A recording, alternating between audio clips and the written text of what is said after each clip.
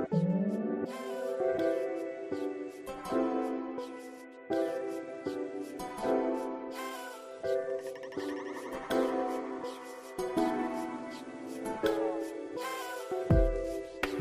afternoon, Tuscaloosa, Internet world. How are we doing out there on a beautiful Monday? This is West Alabama, right here in downtown Northport. I am Joe Gaither on the Joe Gaither Show, right here on BamaCentral and BamaCentral.com. Hope you're having a great Monday.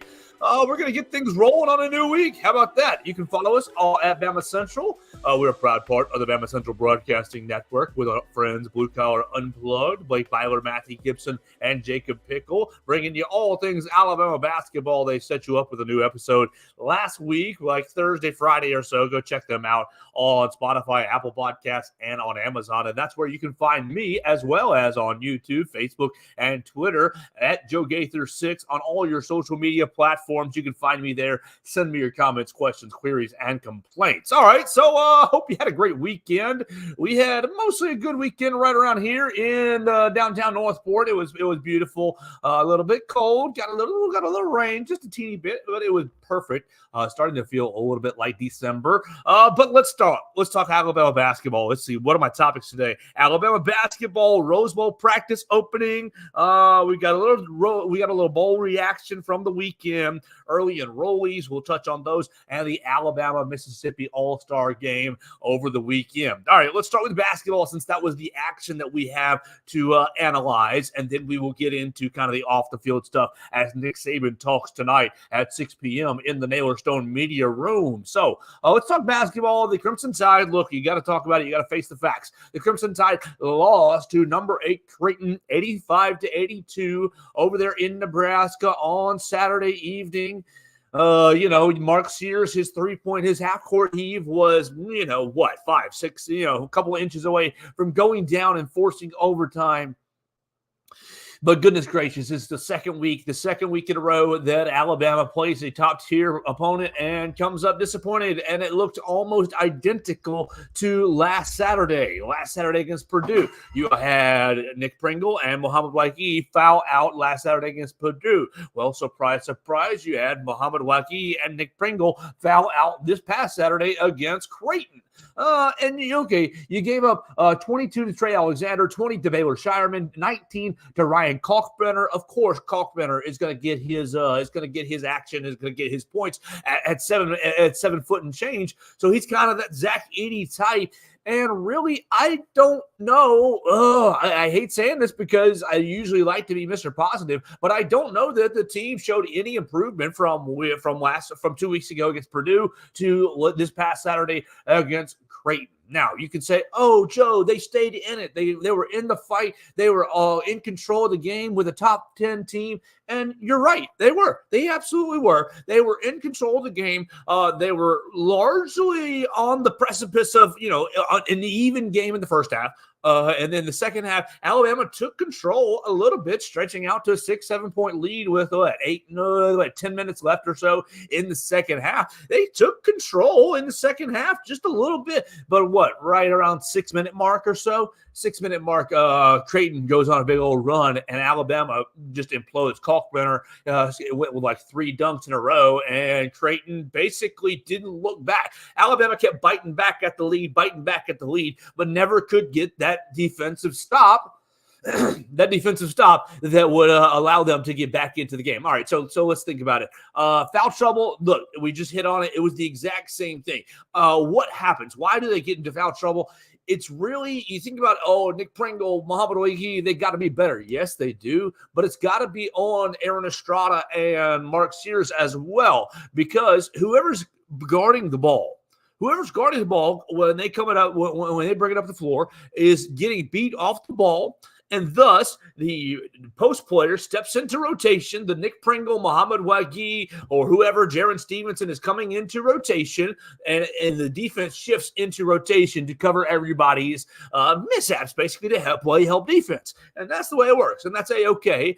But the fact of the matter is, if the on-ball defender, if the original on-ball defender, Aaron Estrada or Mark Sears, doesn't get beat off the ball so easily, get beat to the hole so easily, get beat off the dribble so easily, you're not sending everybody into rotation as much or as quickly, and thus everybody is a little more set into themselves and not fouling, not playing outside themselves, not sent. Look, I think this team, when they get thrown into rotation, defensive rotation, is not very confident in their rotations, not very confident where they need to go, not very confident. Nick Pringle says, I got to rotate here, and this person's going to cover me. I don't think there's a whole lot of trust. If I rotate, the person behind me's got my rotation, and then the person behind him's got his rotation, and everything works like kind of an amoeba symbiotic defense. I don't think there's that kind of trust that there was in the Herb Jones year, and really even last year. So that throws you, with the lack of trust, it throws you into, all right, well, Pringle is out of position, Wauke's out of position, and finally somebody gets a pass right down into the post, and Pringle and Wauke are right there stuck on Kalkbrenner, stuck on a 7-footer in a bad position, stuck on Zach Edey 2 weeks ago in a bad position, or rotating into a guard on a bad position, and boom, taking a dirty foul, taking an unfortunate foul, taking a cheap foul. You're getting unfortunate fouls because the players are playing out of position. The players are playing outside of their frame, and then they're getting out of control with their hands. And so, look, you have to fix that. That's an area that we can look at from an analytical standpoint and say this is something that Alabama can fix this year. You're not going to sprout another 7-footer. You're not going to snag. Charles Bediako off the San Antonio Spurs G League roster. Like, those things aren't happening. There's nobody in the transfer portal right now who's going to come help you. Aiden Sherrill is still a year away at 6'10", 6'11". Like, these guys, those solutions aren't there. The solution is to get better on defense. The solution is to foul less. The solution is to stay within yourself and rotate better. The solution is to have Aaron Estrada play a little bit lower, look at his hip level, let's play a little bit lower, and have a little bit quicker feet. Look, this team just has a defensive problem. You go out to Creighton and you'll give them 56% from the field, and then on top of that, you send them to the line 29 times. They made 21 free throws in the game, scored 1.25 points per possession, and we all know, what does Coach Oates want to get at on a defensive side of the floor? 0.6. 0.7. He wants you to hang out in between 0.6, 0.7 points per possession. Defensively, he says that's really your goal from the Alabama standpoint. That will put you into a winning position. 1.25, that's double. That's right at double the 0.6. Like, you are playing so far away from the standard on the defensive side of the floor that it is not even funny. And so, you talk about, these guys rotating poorly, and really, golly, it really showed itself on Saturday with Muhammad Wauke. He played 2 minutes in the second half and before he fouled out. He had three fouls and didn't even break the 2-minute mark in the second half. So, like, you've got to play within yourself. You got to fix the fouls. You got to fix the defensive side of the floor. And how do you do it? Look, we've seen Alabama go 1-4 through the first, against Power 5 opponents this year in 2023, and that's really, really, really, really ugly. Now, granted, you got to look a little deeper. You can throw that stat out and say 1-4. Oh my gosh, Alabama is so bad. Or you can look at the schedule and say 1-4. Okay, you lost to Creighton, you lost to Purdue. There's 2 losses.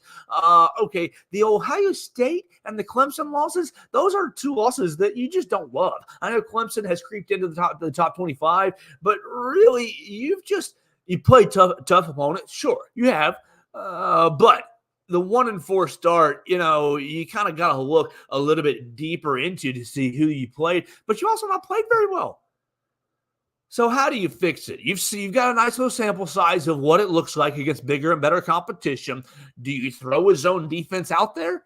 Do you throw a zone defense out there and say, "Hey, we're lighter in the post. We're thinner in the post. We need to, protect Muhammad Waki and Nick Pringle and rotate less, and basically play zone defenses so that okay, we challenge teams to beat you on the perimeter." Is that an area? I mean, Nate has not really done that a whole lot through his 5 years here in Tuscaloosa. He hasn't really done that a whole lot.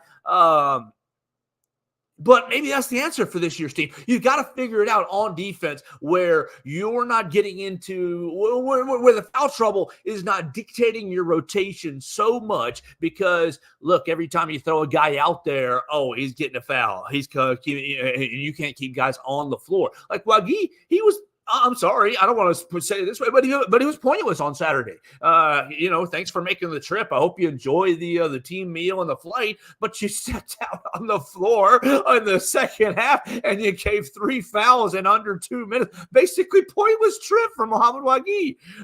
And so really unfortunate. Where this team is. I wanted them to be further ahead. No, did I think they would be undefeated? Do I think they would go 3-0 in this stretch? No, I didn't. But I thought that they would, you've got to get over the hump. Look, the offense is there. The offense put up their worst shooting performance of the season. They made 4 3-pointers? Is that what I had? 4 of 22. Let me double check. 4 of 22. Yeah, they were 4 of 22 from behind the line.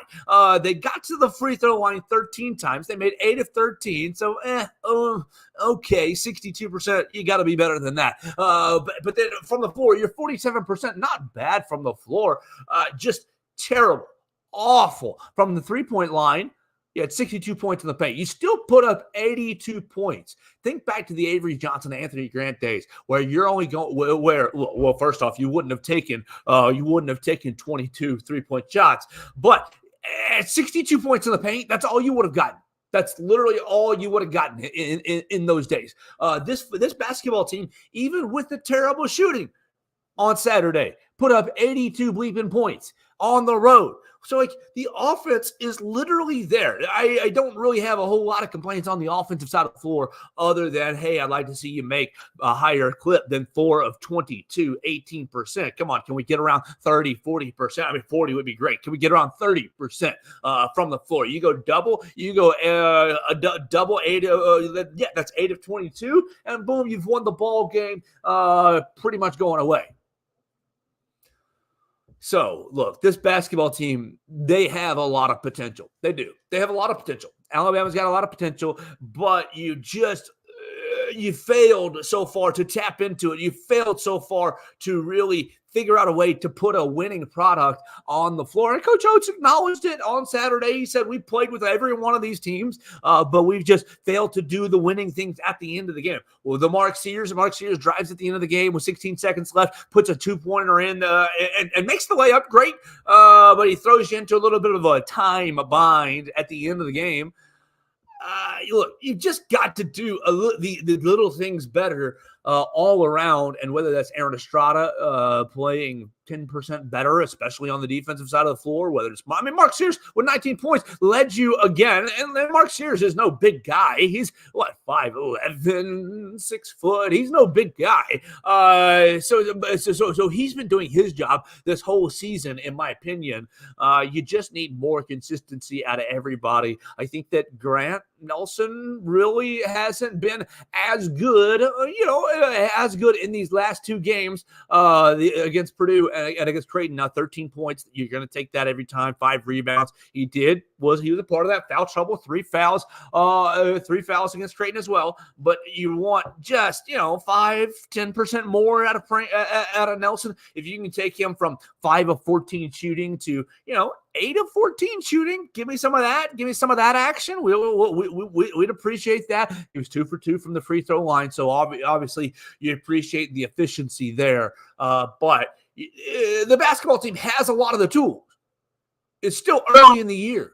How do you feel right now? Where are you on the bottom line? You're playing Arizona. You're playing Arizona on Wednesday, the number 4 team in the country. Arizona was undefeated before they lost to Purdue on Saturday as well. So you get a nice little kind of triangle of competition between Arizona, Purdue, and Alabama here in these 2 weeks. look, I feel like against Arizona at 10 p.m. first. 10 p.m. on Wednesday night is absurd. Granted, I will be up just because I'm a night owl, but come on, I got buddies who have families who don't want to stay up that late until 11:30 watching the end of a basketball game. I've got a lot of fans who will not like that start time, 10 p.m. 10 p.m. on Wednesday night. You've got another chance to win a huge game. Get a top 5 win on your resume. And do I think Alabama can win? Of course I do. But where I'm feeling right now is I'm not getting any of my hopes up. I'm not hinging my emotional stability on this basketball team because I've seen what they can be so far. I've seen that they have a really, really efficient and really incredible offense, and they can score in a number of different ways. They can beat you a number of different ways on the offensive side of the floor. But I've seen that the defense is just not really there. The defense is kind of, I don't want to say apathetic because I do think that the guys care, but I think there's a lack of understanding, a lack of confidence on the defensive side of the floor that is causing, your problems on the defensive end. And so because of that, when you're playing your Purdue's, you're playing your Creightons, and likely when you're playing your Arizonas and your Caleb Loves and Jaden Bradley coming off the bench, I think that's going to be a problem. When your defense isn't there and can't travel, look, I know it's a neutral game, but it is in Phoenix, right there in their backyard. It's going to be a problem. Do I think Alabama can win? Of course. Am I going to watch it hoping that Alabama finally has it click? Yes, I will. But my prediction and my feel for the game right now is that Alabama's probably going to lose a 7-point ball game, a 6-point game. A nice close game. It'll be entertaining. It'll be high scoring. Alabama will take some leads at some points, but they're going to do some things that'll infuriate you down the stretch that allows the Arizona Wildcats to move to, I think, 9-1 on their season. So there's our basketball talk for the day. Always, you can comment on the on any of the shows on the Facebook, Twitter, and Instagram, YouTube side of things at Joe Gaither 6. Our comments are live right there. I see a lot of you guys watching us today. I really appreciate that so much. I've seen the growth on all of the metrics across all the platforms: Spotify, YouTube, Instagram, and Apple Podcasts. I cannot thank you guys enough. It's been a great year. I know we still have like 2 more weeks left in the year. It's been a blast working with BamaCentral, like such a blast. I know that I'm not going to go out to the Rose Bowl with our team. We're going to send Katie Wyndham, Austin Hannon, and Blake Byler. I want to say special happy birthday to Katie Wyndham, but I will go to the national championship if and when the Alabama Crimson Tide makes it. So I'm very, very excited about that. But this has been a huge blast the whole year working with BamaCentral since May, at least. We're looking forward to our 1-year anniversary in May. This coming up year, May 2024, with BamaCentral. So I want to say thank you to Chris Walsh for that. So with all that, let's flip into postseason football mode, because on Friday, all the players re-reported, and Alabama football had practice on Saturday. When I wrap this show up here in about 30 more minutes or so, I'm going to go over to the Naylor Stone media room and listen to Nick Saban talk about, what he's been doing on the road. Well, he can't talk recruiting quite yet. Wednesday will be more recruiting. He's going to talk about Michigan. It's all going to be about bowl prep. It's all going to be about, the plan. He's going to update everybody. Well, everybody came back and did real good in the 2 weeks. Nobody's really injured. We look forward to getting really healthy. Michigan's a good program. We're going to hear all of that in the press conference here in just a little bit. But I've got a couple of keys because I've watched a lot of Michigan in the last couple of weeks.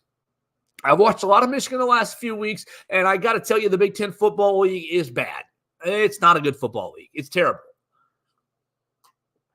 All right, that might be a little harsh. Excuse me as I sip my coffee. That might be a little harsh. Terrible might be a little harsh, but they're not. I mean, come on. Purdue, Indiana, Northwestern, they're not good football teams. Illinois, they're not good football. Rutgers, I watched them play that game. Not good football. This is not your Arkansas, who is not really a good football team, but can beat you. Look, Arkansas came into Tuscaloosa, we all understand, and hadn't won a game, and they played Alabama to a 3-point game. Arkansas played better than they were here in Tuscaloosa. And same thing when Alabama went down to Auburn. Look, you can say rivalry game, duh, that's why. But that's why. But really, Alabama went down to Auburn and played a team that wasn't as good as them, but it ended up being an epic game, a close game, because the SEC, the margin for error is not razor thin, but it's fairly thin. It's fairly small. It's fairly small. Look, the Big Ten, it's not that. The keys to beating Michigan, I think the biggest thing is coming out physical at the very beginning. Michigan's gotten a lot of fast starts. Michigan's got a lot of fast starts. I think the key is to come out and punch them right in the mouth right off the bat, because they have won the line of scrimmage in largely every single game and won the line of scrimmage handily, not really even being challenged. So I think it's going to be very important for the very early part of the game out in the Rose Bowl for Alabama to say, hello, we are not your Big Ten Purdue. We are not Minnesota. We are not Illinois. Like, come on, we're going to punch you in the mouth. You want to win this line of scrimmage, you got to come take it from us on the offensive and defensive side of the football. So I think the very first thing that Alabama has to do and has to emphasize as bowl practice is getting started is reestablishing the physicality that Alabama really kind of found towards the Kentucky LSU game. Didn't really get into it much with Chattanooga or Auburn, but really they did find it at certain points in the year. Second thing is you got to keep J.J. McCarthy in the pocket, and you got to lock down Roman Wilson. Look, I'm very confident Roman Wilson is their wide receiver one. He's good. He's pretty good. He's not. I don't think he's a superstar. I don't think he's I don't really think he's a wide receiver one like in the NFL, but he's pretty good. He's a good little burner. He's not overly tall. He's not a small guy either.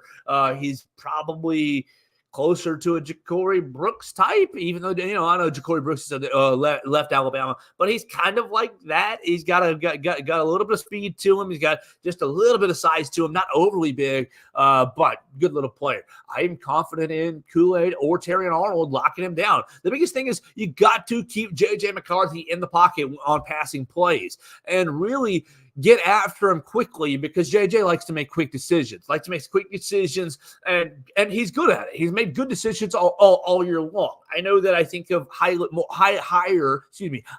JJ McCarthy than most people do, but I think he's a pretty good little player, and Alabama's going to have to do some things to keep him in the pocket, not let him get away in running action. I do kind of think that if you're a gambling person, a good little prop bet would be JJ McCarthy rushing touchdown, because if Michigan's inside the 15-yard line, I do foresee a quarterback draw on the menu, and I see it dialed up for a touchdown. No turnovers is easy. Look, you think back to Alabama's one loss. You had the 2 turnovers against Texas, and not only was it 2 turnovers, but the 2 turnovers were in negative territory for Alabama, or they resulted in short fields for Texas. Here's the deal. Michigan, they have eaten up a lot of clock, taken a lot of drives, just grinding teams down, and that's why you see some of these scores are like 31-10 or like 41-7 or like something like that. They are slowly and surely, as I've said throughout, as I've used the Alabama anaconda analogy, Michigan is doing exactly that, choking their opponents out slowly but surely. Alabama's got to make them march. Alabama has to defend 70-yard fields, 60-yard fields, that kind of defense to force them into mistakes, to slow them down, to make them get into a passing effort. If you turn the football over, Jalen Milroe, if you turn the football over and you give Michigan a 35-yard field, if you give Michigan, what did you give Texas on that fourth quarter touchdown? A 10-yard field, something like that. It was a very, very short field against the Texas Longhorns. Look, if you give the Maize and Blue these short fields, you're going to lose. You're going to lose, period. And so no turnovers is easy, but it is kind of like your big bottom line. Those are my three big keys right now. Watching the Michigan Wolverines, physicality, winning the line of scrimmage, keeping J.J. McCarthy in the pocket, and not turning the football over. Okay, we're keeping rolling on the Joe Gaither Show. I got a couple more topics. Bowl practice. We already did a little bit of that. We got a little bit of a bowl game reaction from the weekend. And Alabama, Mississippi All-Star game, and of course Ryan Williams watch. Okay, bowl games of the weekend. If you listen to the Friday show, the Football Friday show, I appreciate that very much. I went 4-3 on this past Saturday slate. Thanks so much for Jacksonville State winning over Louisiana. That was my favorite game of the weekend. Great to see Jacksonville State win a bowl game, and great to see Rich Rodriguez bring a big old win back to the state. Tonight, obviously, right now, there's a bowl game going on. I missed whoever it was in my prep. There's a bowl game going on at the moment. But tomorrow, UTSA is playing Marshall in the Scooters Coffee Bowl, and I will take UTSA. We'll keep up with my bowl record over the course of bowl season. Old Dominion is leading Western Kentucky 35-48. 35-28 with 9:42 left in the game. So that's what's going on in the famous Toastery Bowl right here on a Monday. Look, early enrollees, we talked about that on Friday. We talked about early enrollees. We have 11 early enrollees. You can read about them on BamaCentral.com. Our man Austin Hannon did an inside look at several of them, and we talked about them, of course, on the Friday show. But what I want to talk about in terms of early enrollees are the guys who are the guys who participated in the Mississippi-Alabama All-Star Game, or should I say Alabama-Mississippi All-Star Game, the game that Alabama won. Alabama ended up winning 26-17. Ryan Williams, look, we've talked about him on the show. I got a little sidebar about him in just a minute. But Ryan Williams on the field, 8 receptions, 92 yards, 2 touchdowns for Team Alabama. Absolutely unreal. Jeremiah Beeman, 7 tackles, 1 sack, and Quentin Reese with 8 tackles. But really, I want to single out Drake Kirkpatrick Jr. because we've talked about Ryan Williams a ton. We have, and deservedly so. And we will talk about Ryan Williams a whole lot more. Hey. As the dog is scratching herself, shaking the lamppost. Sorry about that. No, we talked about Ryan Williams a ton, and we will literally talk about him for the next billion years. I'm sorry. But I want to talk about Drake Kirkpatrick. Look, he's a 3-star prospect. Everybody knows he's Dre's son. Everybody knows what Dre did here at Alabama. Great player, first-round draft pick, national SEC champion, great player, great cornerback. You've seen Dre this year, and I think a lot of people have a misconception that Drake Kirkpatrick Jr. has a scholarship offer to Alabama just because of his daddy. Now, I think there certainly is a little bit of nepotism at play there, but the deal is this young man can play. I think this young man can really play. Listen to what he did. Listen to what he did in the Alabama-Mississippi All-Star Game. 2 interceptions. He forced a fumble in the same fumble that he recovered, and he blocked a punt. My man Brett Greenberg didn't have his tackles listed, but think about that. It's 2 interceptions and a fumble that he forced. I watched it. He forced and he recovered it, and he blocked a punt. So that's 3 turnovers and a dynamic play on special teams. I know you guys look at the recruiting rankings on 247 and on 3 and Rivals, and I do too. They do great work. They cover it a lot better than I do. But I think that they have maybe, and it might be the homerism in me. It absolutely might be the homerism in me. But I think that they've absolutely missed. I think they've missed the mark with Drake Kirkpatrick Jr. Every time that I've had any of my friends or my reporter buddies or anyone watch him play, they've seen turnovers. They've seen impactful plays. I've heard, teams just don't throw at Drake Kirkpatrick Jr. anymore. I know he played a lot of safety in Gadsden City, and he's probably going to play safety here at Alabama. And look, it might take him a little bit to get onto the field, and he may never get on the field. You don't know what's going to happen with these prospects. But I think that Ryan Williams is going to be the bee's knees. I'm confident in saying we're going to talk about him for the next 3 years here at Alabama, and ideally, if he stays injury free, 15 to 20 years in the NFL. 20, that's too far. 15.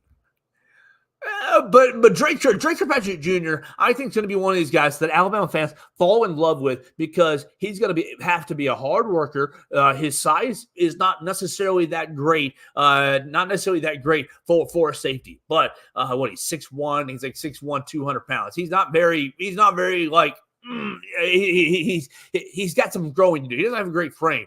To play safety at a big time level. But as I said, look at the numbers right there in the Alabama Mississippi All-Star Game. Once again, 2 interceptions, 2 interceptions. He forced a fumble that he recovered himself, and then he got in there for a block punt as well as Alabama beat Mississippi 26-17. Now, look, Ryan Williams won the MVP with his two touchdowns. Yes, I know he got into the end zone twice, but to me, if I were in the press box voting for MVP, I'm giving it to the guy who had 3 turnovers on the day, 3 turnovers and a blocked punt on the day. Very, very impactful for Drake Kirkpatrick Jr. So awesome to get a lot of these guys enrolled early. You've read about it at BamaCentral.com, who will be enrolling early. Obviously, Julian Sayin takes the cake. Julian Sayin, Jeremiah Beeman. I know my man William Sanders was in the Alabama All-Star game, Alabama-Mississippi All-Star game. He's going to be enrolling early as well.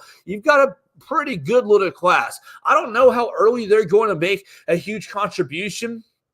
I think Caleb Hoden might be a guy who can get onto the field decently early. I think Xavier Brown's going to be a guy who can get onto the field decently early in a special teams role. Casey Poe can push for some snaps decently early, I think, because I think he's going to be a big-time player along the offensive line here, and so I'm looking forward to seeing that. But Drake Kirkpatrick Jr., one of the lower-rated players in this year's class, I think is somebody – look, everybody's going to watch him anyways just because of the connection with his daddy, but I think that I think that really – look past the nepotism. I think that he is going to be a real good player here at the Capstone, and I think he's underrated by the recruiting services. All right, last topic for the day, as we've been hanging out with you guys on a Monday. We appreciate everybody watching us on YouTube, Facebook, and Twitter, listening to us on Spotify, Apple Podcasts, and on Amazon. Subscribe, rate, and review the show on any of those platforms. Tell a friend about the show. You've been telling a lot of friends about the show. I really appreciate that so much,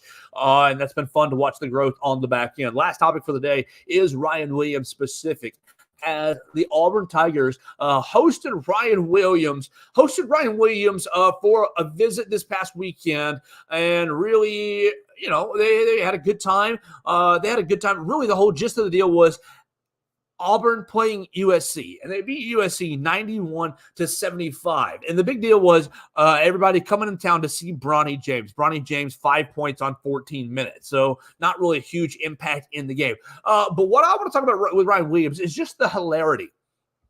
Ryan Williams is such a generational prospect that if Ryan Williams says, "Hey Auburn, I want to come up for, or I want to come down for," he's coming up, or I want to come over. Actually, he's coming over from Saraland to the Auburn area. I want to come over to the Auburn USC game because I want to see Bronny James, and really, I'm interested in your program. Well, he doesn't even have to say he's interested. I just want to see it. He's such a generational prospect that Auburn has to put him on the list because you cannot risk him. You can't risk him not choosing Auburn. If he chooses Auburn, he changes your program forever. And when he chooses Alabama, which he already has, he's going to continue the excellence and tradition that's already been at the Alabama Crimson Tide with the Alabama program. But he's such a generational prospect that you have to take the chance on him changing his mind. You have to give Hugh Freeze a chance to change his mind. And so, you said, of course, we're putting you on the list. And what does he do? He wears Alabama gear in the front row of the Auburn student section. He's wearing Alabama gear on his visit as everybody's saying, "We want Ryan, we want Ryan." But he's wearing Alabama gear, and they can't even tell him, "Hey, dude, do you want to wear an Auburn shirt?" No, he's sitting there wearing crimson and white, a crimson hoodie, and basically saying, "I'm going to Alabama, but I'm so good that you have to take the chance on me changing my mind, and therefore invite me to your game or host me at your game. And I know I'm not changing my mind, and I want to rub it into you so much that I'm going to wear Alabama gear, your rivals' gear, into your gym." I just thought it was kind of a hilarious dynamic. Obviously, everybody was excited to see Bronny James, and it was a big recruiting weekend anyways for Auburn, as it was, the end of the end of the cycle, basically, as Wednesday becomes early signing date, and we'll cover Wednesday's national early signing date wall to wall, really here at BamaCentral.com. I'm looking forward to getting up bright and early, probably about 5:45 on Wednesday to get things rolling on your early signing day coverage. Most of everything's in the barn. Hayes in the barn for most of it. You already know who's signing, who's enrolling. You already hit the 11 early enrollees: Julian Say and Xavier Brown, Caleb Odom, Jeremiah Beeman, Casey Poe, Peyton Woodyard, Sterling Dixon, Joseph Iannata, William Sanders, Caden Jones, and Drake Kirkpatrick Jr. And allegedly, Red Morgan and Isaiah Faga, along with Jameer Grimsley, Justin Okoronkwo, and Jalen Mbakwe, will be signing on Wednesday as well. That's 16 of your 21 members of your class signing on the early signing day period. So pretty much the hay's in the barn on the class. That's pretty much going to do it on the show today. We're going to wrap things up here by letting you know what's coming up next. We are going to talk to Nick Saban here in the Naylor Stone Media Room, coming up at 6 o'clock on BamaCentral.com, and you can find it on the BamaCentral YouTube channel where you find the show. You can find all the coverage. Katie Wyndham, make sure you go bother her, tell her happy birthday. You can find her at Katie Wyndham _ on the Twitter machine. Tell her happy birthday. She leads our coverage. She does such a great job here at BamaCentral.com. We want to wish her a happy 21st birthday, perpetually 21 for Miss Katie Wyndham, as she does such a great job leading us here at BamaCentral.com. We've had a lot of fun talking Alabama basketball. We've had a lot of fun talking Rose Bowl practice and keys to beating Michigan. I'm looking forward to hearing from Nick Saban for the first time in bowl practice rotation. We went 4-3 on Saturday's bowl games. We're picking UTSA in tomorrow's bowl game over the Marshall Thundering Herd. Yeah, over the Marshall Thundering Herd. We talked about the early enrollees and what they did in the Alabama-Mississippi All-Star game. If you missed any of the program, you can find it right there on all the platforms I've already hammered a billion times: Facebook, Twitter, YouTube, Spotify, Apple Podcasts, and on Amazon. Tell a friend about the show, the Joe Gaither Show on Bama Central. We'll be back with more of the show on Tuesday as we get inch closer and closer to the college football playoff. We'll keep covering